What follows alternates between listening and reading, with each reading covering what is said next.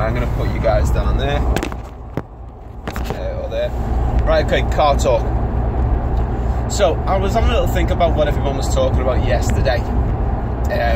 In relation to, I would say, tension at home from working out and all these other things. I'm going to tell you a little bit of a story. Now, back about 4 years ago, I lived in a little coastal town, literally a ship and port town.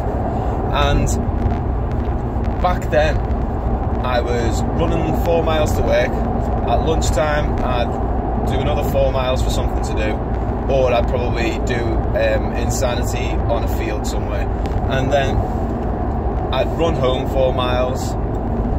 So far that's 12 miles. I can do simple math.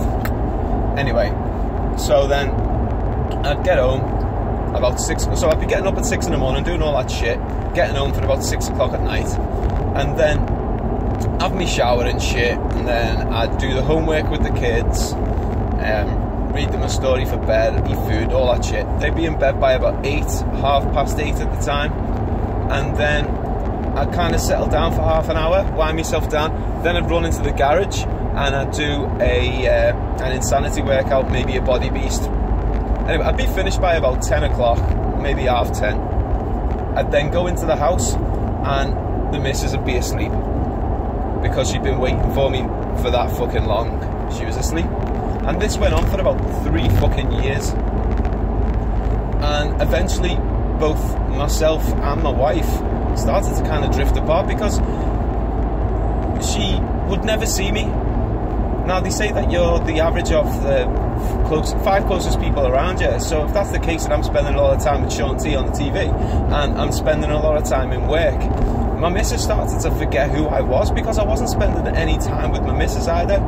Don't we know, the kids never really noticed, because they had that time between 6 o'clock and 8 o'clock, me doing homework and shit with them, and that's great and everything, but the closest around you start to feel affected by it, and over years and over time, it becomes quite fucking difficult for both parties, because you kind of forget who you are, and you don't really realise what the other person's bringing to the table.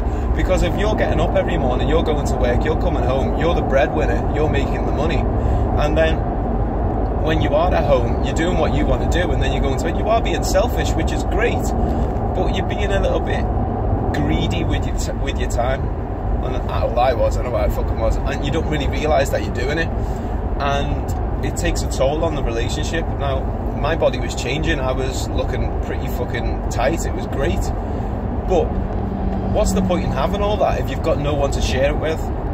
And I came to quite a sudden realisation that my life was going in the wrong way, and I made a very, very quick decision. I made a very massive decision to completely close it all down. So what I did was, because my job started to get more and more demanded, and they wanted me to be there till, I think it was like 7 o'clock at night, and then I wouldn't even see my kids or anything, and I'd be still wanting to work out and do all these other things, and life had to change very, very, very quickly, because I was at my missus' throat, well, not at her throat physically, but, you know, with arguing and shit like that all the time, because she wanted to see me, and she was frustrated that she couldn't see me or spend time with me. It got to the weekend, and I was absolutely fucked. I couldn't work out. I could work out, but I'd probably do just one workout. I was so fucked on a Saturday that I was just knocked out. And then on Sunday was the only time I'd have time to spend with the missus, and by that point she was so pissed off with me, we'd argue, and then we wouldn't do fucking nothing, and we forgot why we loved each other, and it's just so fucking awful. Anyway, that being said, I made a dramatic change. It might not be for everybody, it might not have been the right decision, but I jacked my whole fucking job in. I took our whole family and brought them back home, where there was my mum and dad who could watch the kids for us once in a while, and me and Linz could rekindle what we always knew we were.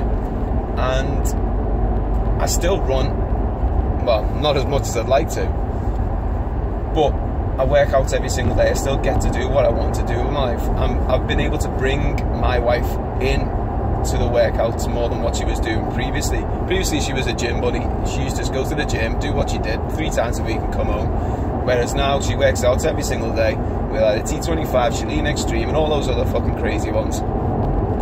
And she loves it. Well, she loves to hate it, if that makes sense. But we've got common ground again. We enjoy our lives. We go out together. We go to the cinema. We go for meals with the family. I'm able to do all those things that I wasn't doing before. And, well, we're back. And it's fucking awesome. But it's stepping outside of your comfort zone. Looking at things from another perspective. Being humble for the things that you've got. Being caring for the people that are around you. And although being selfish with what you love, to be the best person you are for them.